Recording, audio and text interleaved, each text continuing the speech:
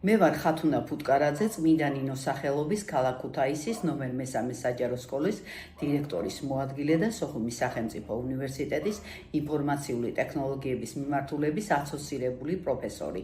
აღნიშნულ სკოლასთან მრავალწლიანი პროფესიული და ადამიანური ურთიერთობა მაკავშირებს, სადაც აქტიურად მუშაობს მოსწავლეთა განვითარების, თანამედროვე საგანმანათლებლო მიდგომების დანერგვისა და ინოვაციური სასწავლო გარემოს შექმნის მიმართულებით.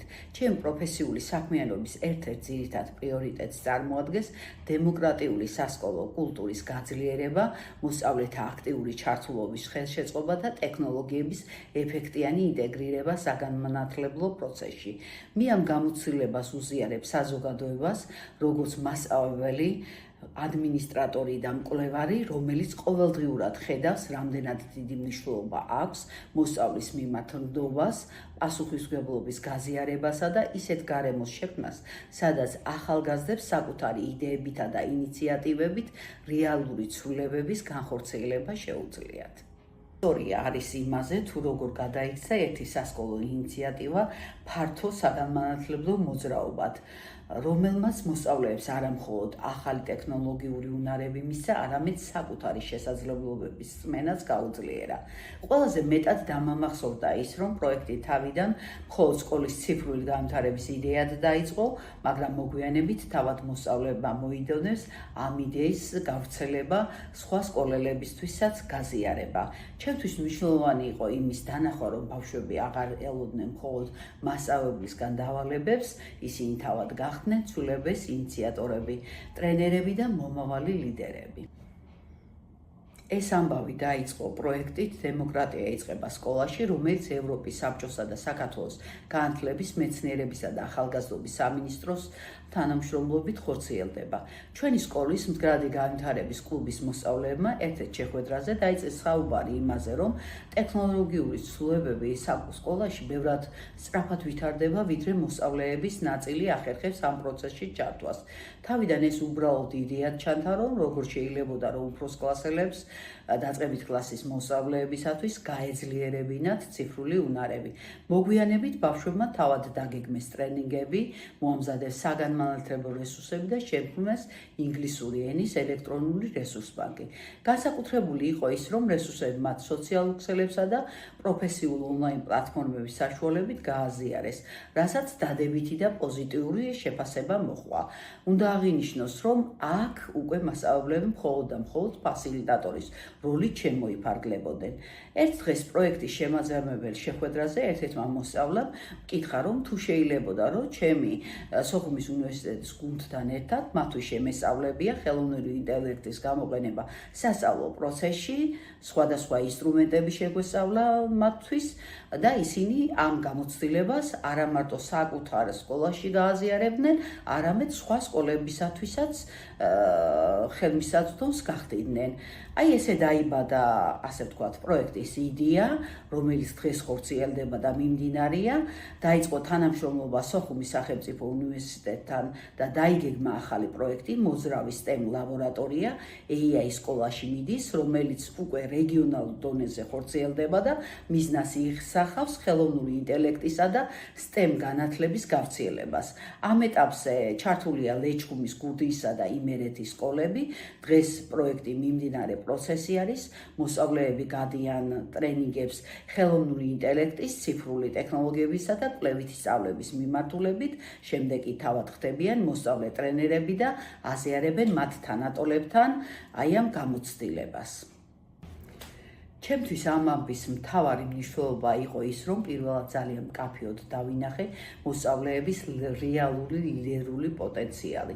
ხშირად სკოლაში ბავშვები აქტიურად ასრულებენ დავალებებს, მონაწილეობენ აქტივობებში, მაგრამ ამ შემთხვევაში მათ თავად შექმნეს იდეა, აიღეს პასუხისმგებლობა და დაიწყეს ცვლილებების დაგეგმა. ეს მომენტი გამორჩეული იყო, რადგან პროექტმა ტექნოლოგიური განათლება მხოლოდ ცოდნის მიღების პროცესად აღარ დატოვა. ის თანამშრომლობის, დემოკრატიული ადმინისტრატიული ჩართულობისა და სოციალური პასუხისმგებლობის გამოცდილებად გადაიქცა.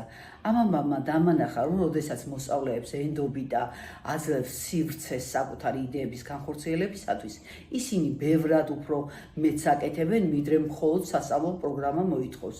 სწორედ მაშინ იწყება რეალური განათლება, როცა ბავშვი არა მხოლოდ სწავლობს, არამედ თავად ქმნის ახალ შესაძლებლობებს სხვებისთვისაც. ყველაზე კარგად მახსოვს შეხვედრა, სადაც მოსწავლეები ახალ პროექტზე მსჯელობდნენ. ოთახში დიდი ენთუზიაზმიც იყო და დიდი პასუხისმგებლობაც. ამ დროს ერთ-ერთმა მოსწავლემ პრეზენტაციის ბოლოს თქვა, რომ ხელოვნური ინტელექტი მხოლოდ ტექნოლოგია არ არის. ეს არის შანსი, რომ რეგიონში მცხოვრებმა ბავშვმაც იგრძნოს, რომ მომავალი მასაც ეკუთვნის. იმ მომენტში ოთახში რამდენიმე წამით სული სიჩუმე ჩამოვარდა და შემდეგ უცებ თითქოს შეიცვალნენ ბავშვები, უცებ დაიწყეს დავალებების გადანაწილება, კერძოდ ვინ წავიდოდა ლეჩხუმში, ვინ გურიაში ჩაატარებდა ტრენინგებს, ვინ ფიქრობდა STEM კლუბების შექმნაზე და ასე შემდეგ. ზუსტად მაშინ მივხვდი, რომ ეს პროექტი მხოლოდ ციფრული უნარების შესახებ აღარ იყო, ეს იყო ბავშვის რწმენა საკუთარ შესაძლებლობებში და რაც მთავარია, სურვილი ცოდნა სხვებისთვის ხელმისაწვდომი გაიხადათ.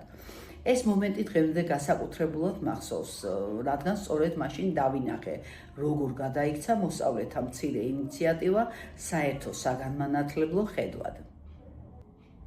ამ ამბის შემდეგ ყველაზე მეტად დამჭა განცდა, რომ სკოლა შეიძლება გახდეს ადგილი, სადაც ინიციატივა მხოლოდ მასწავლებელისგან არ მოდის, მოსწავლეები შეიძლება გახდნენ იდეების ავტორები, ტრენერები, მენტორები და ცვლილების ლიდერები.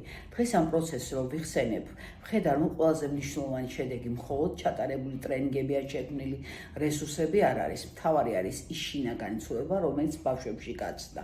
პასუხისმგებლობის, თანამშრომლობისა და საკუთარი შესაძლებლობის წრმენის განცდა. პროექტმა გააძლიერა უნივერსიტეტისა და სკოლის თანამშრომლობაც.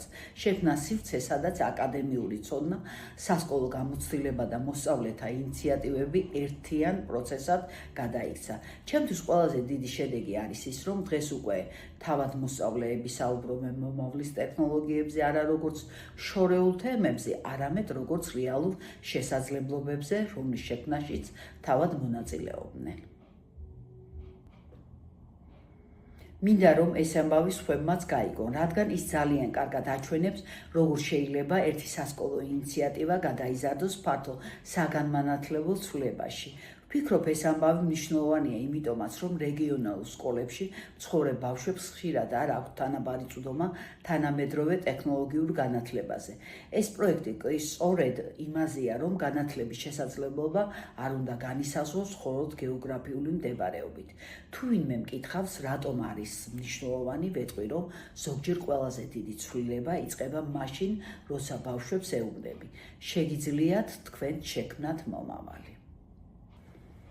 და ბოლოს, თუ ამ ამბავს ერთ ფრაზად შევაჯამებდი, ვიტყოდი, რომ როდესაც მოსწავლეებს ვაძლევ ნდობას, პასუხისმგებლობასა და შესაძლებლობას, ისინი ცოდნის მიმღებებიდან ცვლილებების აქტიურ შემოქმედებად გარდაიქმნებიან.